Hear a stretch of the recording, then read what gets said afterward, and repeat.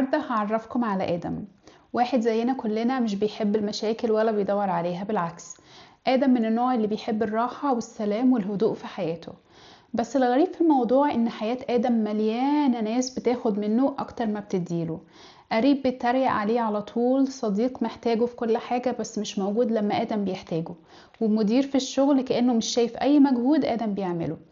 ولما حد يسأله طب ليه لسه معاهم، ليه مش قادر تبعد، بيرد ببساطة والله ما انا فاهم، بس فعلا انا مش قادر. وهنا بقى الحقيقة اللي محدش بيتكلم عنها ولا بيوضحها. احنا مش عايزين الأذى، بس مش عارفين نعيش من غير النمط او الباترن اللي احنا اتعودنا عليه.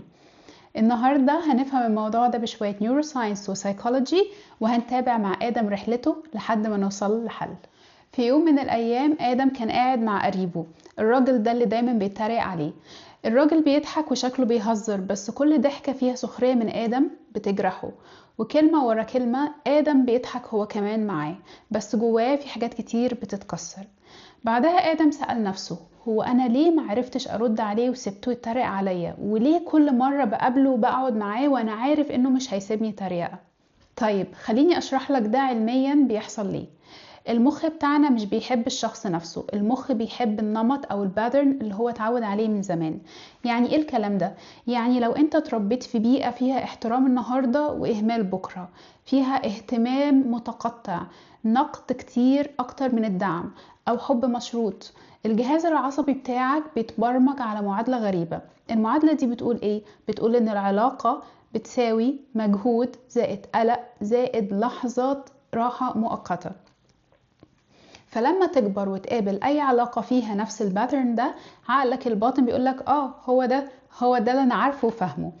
مش علشان مريح، لا، علشان مألوف او معروف. طيب خلينا ناخد مثال تاني من حياة آدم في الشغل. المدير بتاعه بيعمل حاجة محيرة جدا.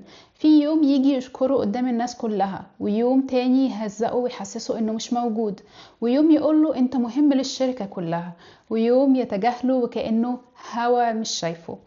والغريب ان لما المدير فجأة بيبقى لطيف، آدم بيحس براحة، بس مش راحة عادية، لا، ده بيحس براحة فيها فرحة. ليه بقى؟ علشان المخ بيترجم الراحة دي كأنها إنجاز بعد تعب طويل، وده بيخلق نيورونال كونكشن أو ارتباط عصبي، مش مجرد ايموشن أو عاطفة عادية.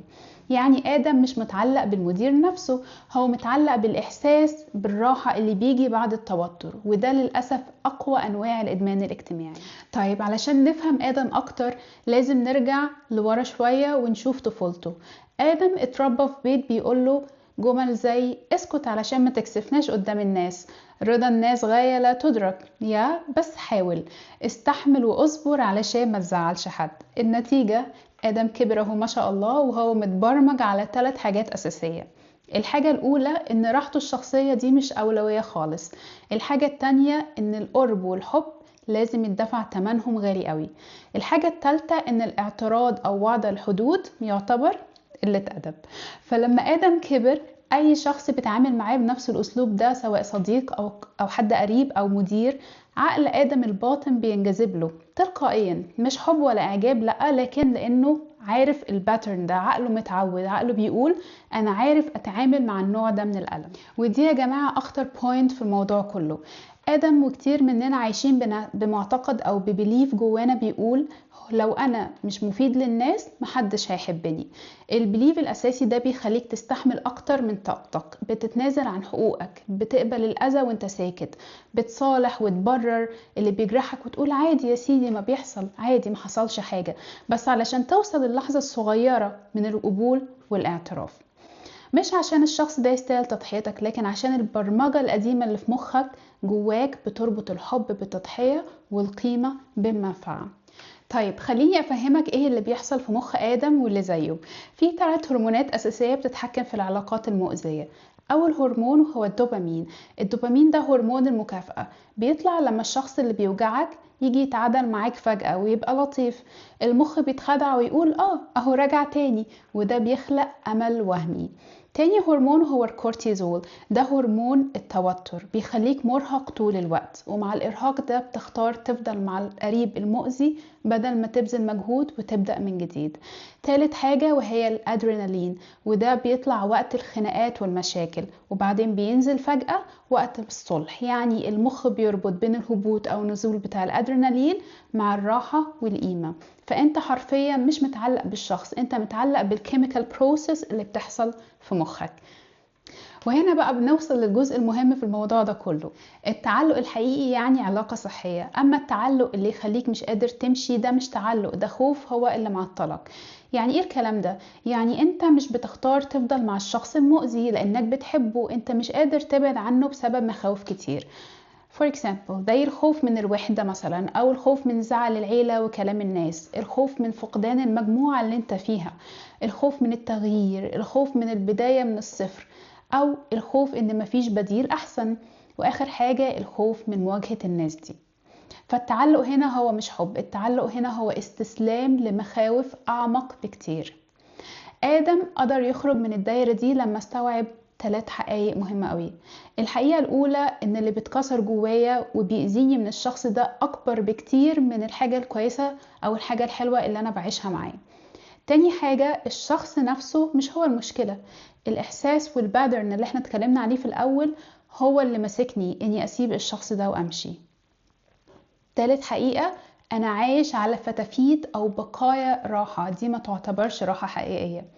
ولما آدم فهم الحقائق دي بدأ ياخد ستيبس عملية أو خطوات حقيقية. أول حاجة آدم عملها سمى العلاقات باسمها الحقيقي، ما قالش عادي وهو كده وده طبيعي، لأ، قال دي علاقة توكسيك، علاقة مستنزفة ليا.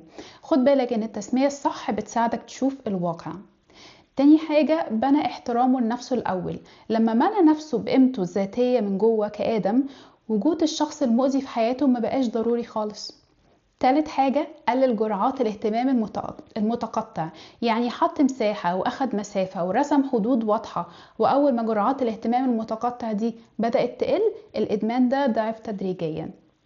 رابع حاجة علم مخه نمط جديد، دور على علاقات ثابتة ومستقرة، أشخاص واضحين وصريحين، كلام مباشر من غير لف ودوران، تقدير غير مشروط. ومع الوقت جهازه العصبي اتبرمج من جديد على العلاقات الصحية والسليمة. في النهاية كده احنا كبشر مش بنحب الأذى ولا بنستمتع بيه، احنا مش بنتعلق بالناس المؤذية عن اختيار واعي. الحقيقة اننا بنتأخر في الخروج من العلاقات دي علشان مخنا واللي اتربينا عليه والمعتقدات القديمة بتسحبنا لمكان احنا متعودين عليه، حتى لو كان المكان ده مؤلم وتوكسيك. بس لما تفهم الحكاية دي بوضوح، لما تستوعب السبب العلمي اللي وراها، ايدك هتقدر تمسك مفتاح الأوضة اللي انت حابس نفسك فيها، ورجلك تبتدي تاخد أول خطوة للخروج من الأوضة دي، وفجأة العلاقة اللي كنت حابس نفسك فيها هتتحول لمجرد درس من دروس حياتك. لو حسيت نفسك في قصة آدم اكتب لي في الكومنتس فهمت أنا كنت متعلق بإيه مش بمين، واستنوني في الفيديو الجاي إن شاء الله. أشوفكم على خير، سلام.